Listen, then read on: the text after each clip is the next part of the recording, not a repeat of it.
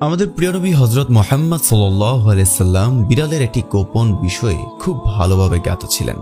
অবাক করার মতো বিষয় হলো, বিড়াল যেমন বুদ্ধিমান তেমনি এদের মাঝে একটি রহস্য লুকিয়ে আছে। মুহাম্মদ সাল্লাল্লাহু আলাইহি সাল্লাম একদা নিজের সৈন্যবাহিনীর সাথে নিয়ে যুদ্ধে যাচ্ছিলেন।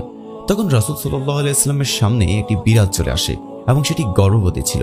আর এটি দেখে রাসূল সাল্লাল্লাহু আলাইহি সাল্লাম সাথে সাথে তার সৈন্যবাহিনীকে অন্য রাস্তায় ফিরিয়ে নিলেন, যাতে করে সেই গর্ভবতী বিড়ালের কোনো সমস্যা না হয়। আর একজন সাহাবীকে সেই বিড়ালের দেখাশোনা করার জন্য রেখে দিলেন, কেননা যুদ্ধের ময়দানে যাওয়ার চাইতেও সেই গর্ভবতী বিড়ালের পরিচর্যা করা অত্যন্ত জরুরি। সুবহানাল্লাহ। তারপর মহানবী সাল্লাল্লাহু আলাইহি সাল্লাম তার কাজ রেখে যখন বাড়ি ফিরছিলেন, তখন সর্বপ্রথম যে রাস্তায় বিড়াল রেখে গিয়েছিলেন সেখানে পৌঁছান এবং পরক্ষণেই সে বিড়ালকে তার সাথে করেই নিয়ে যান।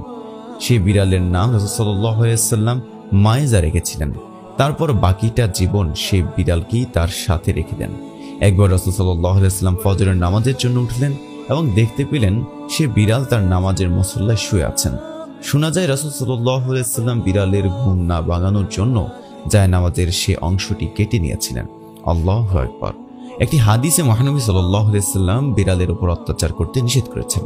রাসূল সাল্লাল্লাহু আলাইহি সাল্লাম বলেন, একটি মহিলাকে শুধুমাত্র এই কারণে জাহান্নামের আগুন থেকে মুক্তি দেওয়া হবে কারণ ইনি একটি বিড়ালকে পানি পান করিয়েছিলেন। বিড়ালের ব্যাপারে রাসূল সাল্লাল্লাহু আলাইহি সাল্লাম 1400 বছর আগে যা বলে গিয়েছিলেন, আজ বিজ্ঞান বিভিন্ন যুক্তির মাধ্যমে সত্যতা প্রমাণ করতে পেরেছে।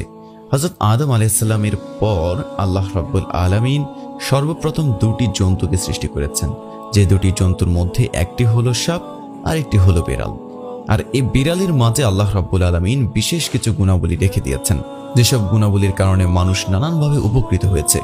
বিশেষজ্ঞদের মতে বিড়ালের নিঃশ্বাসের মধ্যে আল্লাহ রাব্বুল আলামিন ডিপ্রেশন রোগীদের চিকিৎসা লুকিয়ে রেখেছে, কেননা এদের লোমে স্যালমোনেলা নামক এক বিশেষ ধরনের ব্যাকটেরিয়া পাওয়া যায়, আর এটি মানুষের ডিপ্রেশন কমাতে সাহায্য করে। হযরত মুহাম্মদ সাল্লাল্লাহু আলাইহি সাল্লাম বলেছেন, একটি মহিলাকে শুধুমাত্র বিড়ালের জন্য আযাব দেওয়া হয়েছিল, কেননা মহিলাটি বিড়ালটিকে বন্দী করে রেখেছিল, কোনো খাবার পানীয় দেয়নি। মহিলাটি বিড়ালটিকে খুব কষ্ট দিয়ে হত্যা করেছিল। শুধুমাত্র এই একটি কারণে মহিলাটি জাহান্নামে গিয়েছিল। মেশকাত শরীফ থেকে একটি হাদিস এসেছে যে একজন মহিলা আম্মাজান হযরত আয়েশা রাদিয়াল্লাহুকে কিছু খাবার দিতে এসে দেখতে পেলেন তিনি নামাজ পড়ছিলেন। এই দৃশ্য দেখে খাবারগুলোকে তিনি সেখানেই রেখে যান। পরে সেখানে একটি বিড়াল আসে, কিছু খাবার সে খেয়ে ফেলে। অতঃপর আম্মাজান আয়েশা রাদিয়াল্লাহু সে স্থান থেকে খাবার খেয়েছিলেন। তারপর তিনি বললেন, রাসূল সাল্লাল্লাহু আলাইহি ওয়াসাল্লাম জানিয়েছেন বিড়াল নাজায়েজ বা অপবিত্র কোনো প্রাণী নয়। তিনি আরো বলেছিলেন, আমি রাসূল সাল্লাল্লাহু আলাইহি ওয়াসাল্লামকে বিড়ালের খাওয়া পানি থেকে ওযু করতে দেখেছি।